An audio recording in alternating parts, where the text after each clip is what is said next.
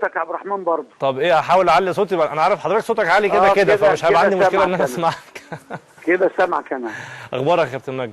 الحمد لله. انت طالع اهلاوي النهارده يا عبد الرحمن؟ ده اول مره البس احمر من ساعه ما البرنامج بس خلاص قفشتني على طول. وبعدين خلي بالك من حاجه برضه يا كابتن، ما احنا بنكلم كابتن مصر وممكن يبقى نائب رئيس النادي الاهلي الفتره الجايه. ربنا يخليك. بتقول ايه يا عبد الرحمن؟ بقول لك انا بكلم كابتن مصر والنادي الاهلي، وممكن تبقى نائب رئيس النادي الاهلي كمان الفتره الجايه يعني. ان شاء الله باذن الله يا عبد الرحمن، باذن الله. ده خدت القرار يا كابتن خلاص؟ يعني ان شاء الله باذن الله. ربنا يسهل. يعني شايف ان التوقيت هو التوقيت المناسب ان احنا نخش نخدم نادينا ونديله الخبرات اللي كسبناها في السنوات اللي فاتت من خلال وجودي مع نادي امبي، ووجودي في عالم الاحتراف وايضا في اتحاد كرة القدم. يعني كل دي حاجات اعتقد ان النادي في احتياج ليها في المرحلة اللي جاية، وان شاء الله ربنا يسهل يعني. وعلى فكرة يا عبد الرحمن، يعني برضو اللائحة الجديدة شجعتنا ان احنا ننزل، او شجعتنا انا على وجه الخصوص ان احنا ننزل، لان المجلس الاداره اللي موجود في الحقيقه اللي بنشكره على كل حاجه قدمها بقوته. نعم، يعني المجلس الموجود بقوته بشعبيته مش هيبقى موجود. الكابتن حسن حمدي والكابتن محمود الخطيب والناس اللي موجوده كلها ادت كل اللي عندها، وناس محترمه جدا وناس حققت انجازات، ولولا اللائحه او المده القانونيه الجديده في الرياضه المصريه طبعا كان يكملوا بكل اريحيه. لكن ما فيش شك ان النادي الاهلي من 1907 عنده الكوادر وعنده القيادات اللي تقدر انها تسيره من 1907 حتى الان. تمام. وده لان النادي بيمشي بسيستم، ماشي بسيستم، مش ما بيعتمدش. يعني الافراد بيبقى لهم دور اكيد مهم، لكن الافراد بينفذوا السيستم اللي محطوط زي ما حضرتك بتقول. يعني الافراد بتنفذ السياسه اللي موجوده.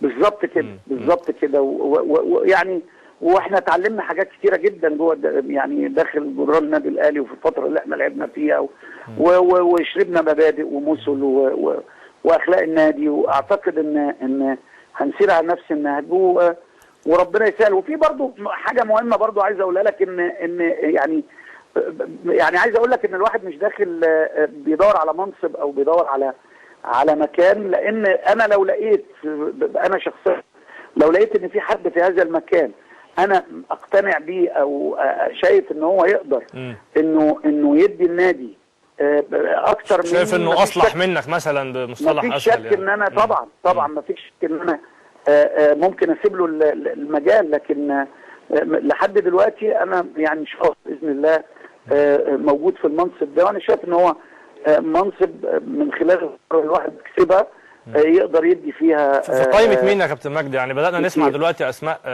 لمرشحين رئاسه. سمعنا كابتن محمود طاهر، سمعنا كابتن طاهر ابو زيد، سمعنا اسماء تانية زي محرم الراغب، محمود باجنيد. يعني اسماء كلها اتطرحت على الساحه. بص، هو طبعا عامل السن هيفرق في اللائحه الجديده. وده شيء هيبقى واضح جدا. ففي ناس اكيد هتبقى فوق السن هتستبعد عن الاماكن اللي ممكن انها السن اللي هو 70 سنه ولا اللي هو كام اقصى سن؟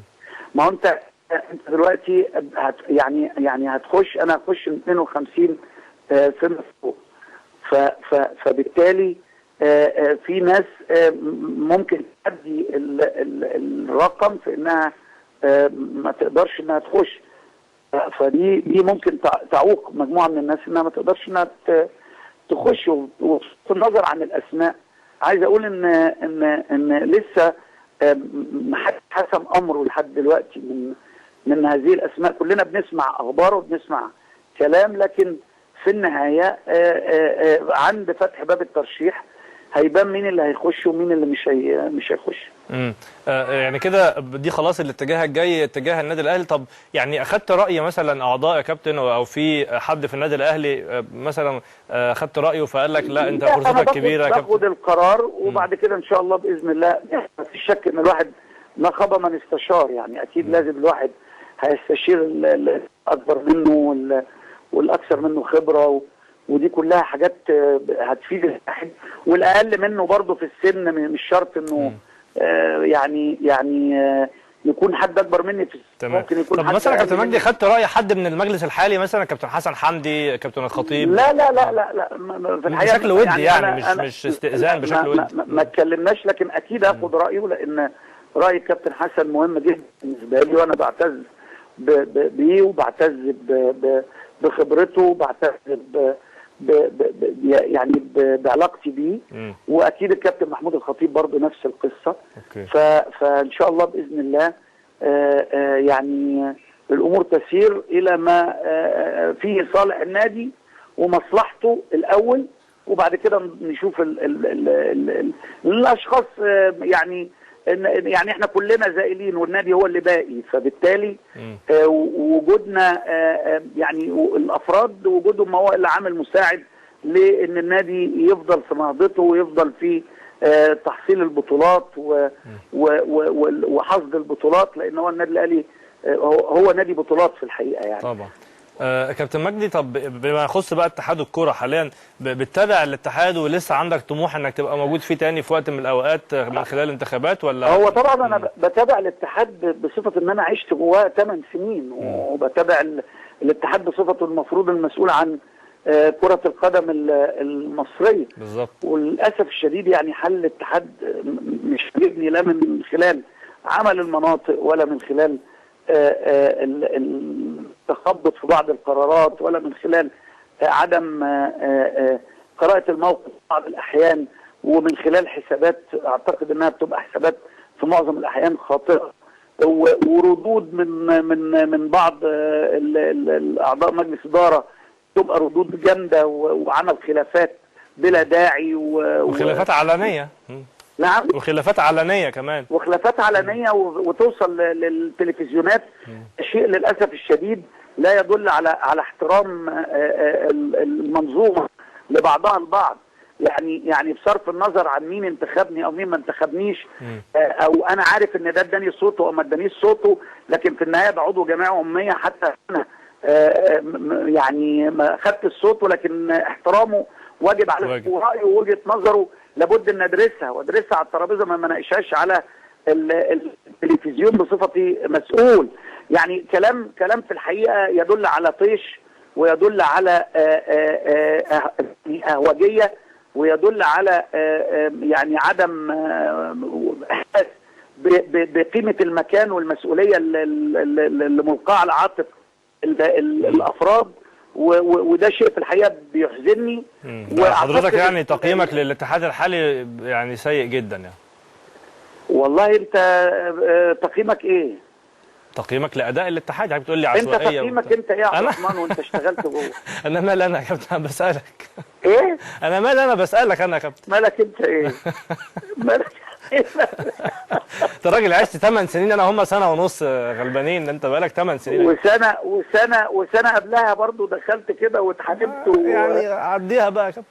وقال يعني هم واضح ان هم مش عايزين غير الناس اللي يعني انت من الشخصيات اللي في الحقيقه انا ما كانش ليه علاقه بيك اطلاقا. كنا بنشتغل في قناه واحده، لكن العلاقه ما كانتش مجرد في اساسا علاقه، وحضرتك يعني قلت رايك. انا حتى ده الموضوع يعني عمري ما انساه، احترمته جدا. انا لا ابغي جوه الاتحاد الا ان يبقى موجود كوادر محترمه تقدر انها تضيف للاتحاد، وانت كنت من ضمن هذه الكوادر. بتجيد اكتر من لغه، يعني عندك فكر. وللاسف الشديد اصحاب العقول والنفوس الضعيفه والله يا كابتن يعني دي وجهه نظرهم، وهم اللي يعني هم اللي بيديروا الاتحاد، فخلاص يعني هو طبعا ماشي. بس احنا دلوقتي بندور، المفروض بندي فرصه للشباب، ندي فرصه لوجوه جديده، والمفروض ان الكوادر الجديده اللي تيجي لابد ان تنتقد. الاتحاد اتحرق خلاص، فمش محتاجين حد يبقى موجود. كان بيبقى فيه حجج يقول لك اصل ده عارف الورق فين. طب الورق اتحرق خلاص. او الورق اتحرق. طب ايه اللي مقعده وايه اللي مقعدهم؟ يعني برضو في برضو علامات استفهام كثيره جدا.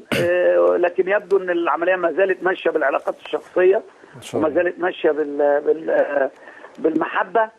فنتمنى ان الامور دي تتغير. وعلى اي حال يعني اذا كان هناك حكم قضائي سيصدر في القريب العاجل او القريب البعيد شويه، اعتقد ان هيحسم الامور، وهيبان بقى مين اللي قدر انه يأثر ومين اللي ما قدرش ومين اللي هيستمر ومين اللي مش هيستمر. ان شاء الله يا كابتن هتبقى ضيفنا بقى الاسبوع الجاي، خلاص خلصت سفرياتك وخلاص. القضيه الاسبوع الجاي يا عبد الرحمن. بقول لك هتبقى ضيفنا